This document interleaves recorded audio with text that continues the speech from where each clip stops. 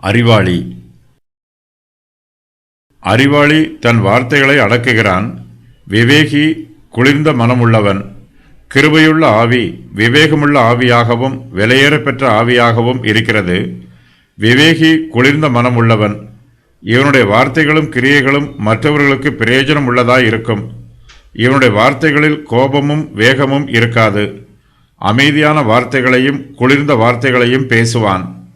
மற்றவர்கள் இவனிடத்தில் கோபமான வார்த்தைகளை பேசினாலும் இவனுடைய குளிர்ந்த மனம் அவருடைய கோபத்தை தணித்துவிடும். குளிர்ந்த மனம் உள்ளவனோடு பேசி பழக வேண்டும் என்று எல்லோரும் விரும்புவார்கள். அறிவாளி எப்போதுமே ஞானமுள்ள வார்த்தைகளை பேசுகிறான்.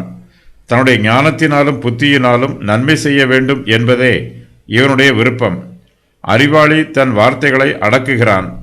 தன்னுடைய வார்த்தையினால் பிறருக்கு கோபம் வந்துவிடக்கூடாது என்பதில் எச்சரிக்கையோடு இருக்கிறான். அதே வேளையில் தன்னுடைய வார்த்தைகள் பிரயோஜனம் இல்லாமல் வீணாய் போய்விடக்கூடாது என்பதிலும் கவனமாய் இருக்கிறான்.